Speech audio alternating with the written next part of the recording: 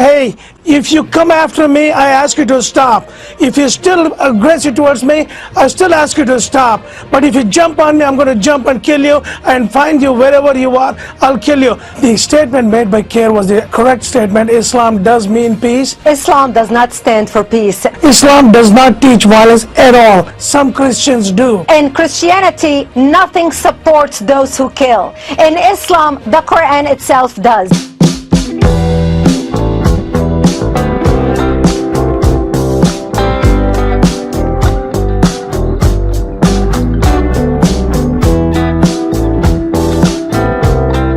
Brigitte Gabriel, president of Act for America, and Michael Ghouse, founder of the World Muslim Congress. Thank you both for being here. Brigitte, let me start with the beginning of Khair's statement, which we cut off. Quote, it's really unfortunate that there's a lot of attention on Muslims these days for actions of people who are either part of extremist groups or who have extreme ideas. However, Islam is clear on what it stands for. Islam stands for peace. Your thoughts? Islam does not stand for peace. The word Islam in Arabic means submission. Salam is peace. Islam is submission. Khair is trying to deceive the public with their talking points. They think because most of the American public does not understand Islam, does not understand what Islam stands for, have never read the Quran, does not understand the Prophet Muhammad and what Prophet Muhammad himself stood for. This is what Khair is counting on. Khair's statement is false and misleading. It does not represent what Islam is all about. Michael, your thoughts on that? It's really unfortunate that there's a lot of attention on Muslims these days for actions of people who are either part of extremist groups or have extreme ideas. The reason there is that attention is because these people are doing this, ISIS that is, in the name of radical Islam. Well, Megan, first my heart goes out to the victims of their family and I pray for their well-being. And the statement made by Khair was the correct statement. Islam does mean peace, but some Muslims don't do the right thing. In the United States, we have 318 million Americans. 3 million of them are incarcerated. We all follow the same constitution, same law. 316 million Americans do the right thing. 3 million don't. It doesn't mean the law books are wrong. But do you think there's no connection to radical Islam here? I don't think this is an individual loony and he was finding an expression to do his violence and he just found Islam, a radical Islam, to express himself. Islam does not teach violence at all. Brigitte, you and I have been many times at loggerheads. Islam does not teach violence. Some Muslims do. Christianity doesn't teach violence. Some Christians do. We cannot blame in your own city, New York, Megan, there are about 1,000 rapes last year. Does it mean all New Yorkers are rapists? No, it is not. Go ahead, we Brigitte. need to be very logical and thoughtful about this. Go ahead, Brigitte. But here is the difference. In Christianity, nothing supports those who kill. In Islam, the Quran itself does. What those people who behead are doing are immolating Prophet Muhammad. Prophet Muhammad himself ordered the beheading of 800 men, Banu Qurayza.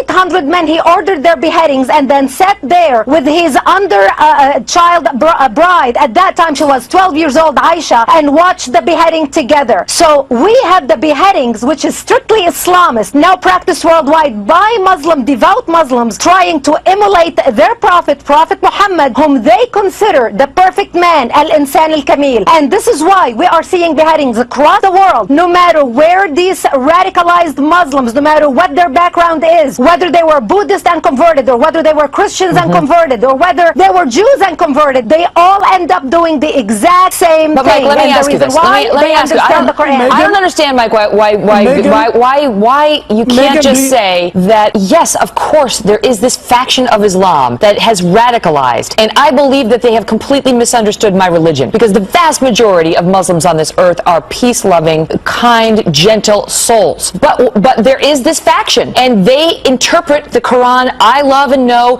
in a way that I don't agree with. But you can't, how can you say that it's not Islamic? Well, Megan, you want me to respond to the allegation just Brigitte Well, made? I'd like you to answer my question. You can respond to Brigitte as well. I don't want to get into a different off tangent. I can address that question. Well, my question is not a tangent. Just answer that question. Why can't you just say that? Just to deny that there's any connection whatsoever to Islam makes a lot of people say, that's it.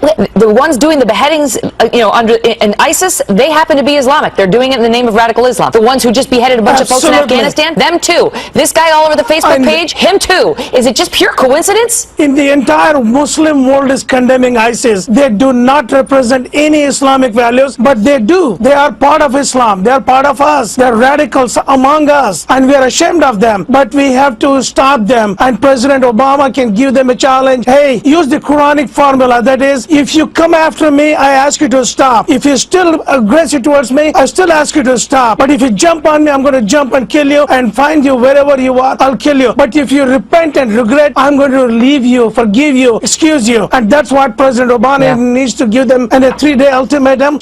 Drop all of this and or face the drones. Well, that is one thing we need to do. We heard, I didn't hear 3-day ultimatum. We heard some of that in the UN speech. Panel, thank you both for being here. I appreciate the respectful debate. I got to run.